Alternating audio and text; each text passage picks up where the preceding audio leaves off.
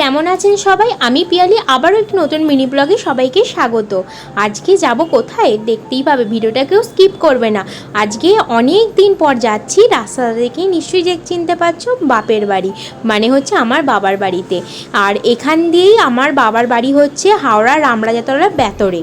তোমরা অনেকেই জায়গাটাকে চিনবে যারা হাওড়াতে থাকো। বেতর, রামরাজাতলা, বেলেপোল, আর এখান থেকে একটু কালিকা থেকে একটু মিষ্টি নিয়ে নেবো। বেলেপোলের দোকানটা খুব ফেমাস, জানো তো।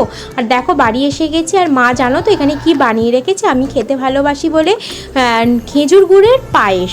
আর এখন তো খেজুর গুড় শীতকাল চলেই গেছে, অনেকটা খেজুর গুড় তো উঠেই গেছে এখন, তাও ছিল, সেই কারণে মা রেখে দিয়েছে, লাস্ট পায়েসটা বানিয়েছে। আর এই দেখো পিঠে, আমি যেহেতু পিঠে পুলির সময় বাপের বাড়িতে আসতে পারিনি, মা বানিয়ে রেখেছে। আর একটু ছাদে চলে এসেছি, যেহেতু বিকালবেলা তাড়াতাড়ি চলে এসেছিলাম, ওরা একটু বাচ্চাগুলোর সাথে ছাদে খেলছিল।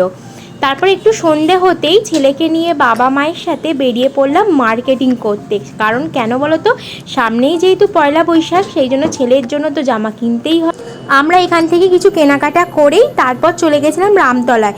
যেহেতু হাতে গোনার কটা দিন মাত্র পড়ে আছে রাম পুজোর, সেই কারণে একটু রামতলায় রাম মন্দিরে পুজো দিয়ে একটুখানি নমস্কার করে রাম ঠাকুরের দর্শন করে বাড়ি চলে এসেছি কেনাকাটা করে। আর এই দেখতে পাচ্ছ ছোট্ট পুচকে সদস্যটার আজকে জন্মদিন, তাই জন্য তার কিছু উপহার দিয়ে দিলাম তাকে।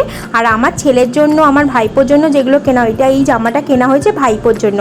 আর আমার ছেলের কটা গরমের স্যান্ডো গেঞ্জি কেনা হয়েছে। আর ওর দাদু আর দিদান দিয়েছে ওকে এই জামা প্যান্টের সেটটা আর স্যান্ডো গেঞ্জি সেটটা। কেমন হয়েছে অবশ্যই বলো। আর এই বন্দুকটা দাদুর থেকে ও বায়না করে কিনেছে। আজকের ব্লগটা বন্ধুরা এখানেই শেষ করছি, দেখা হবে পরবর্তী আরেকটি নতুন ব্লগে।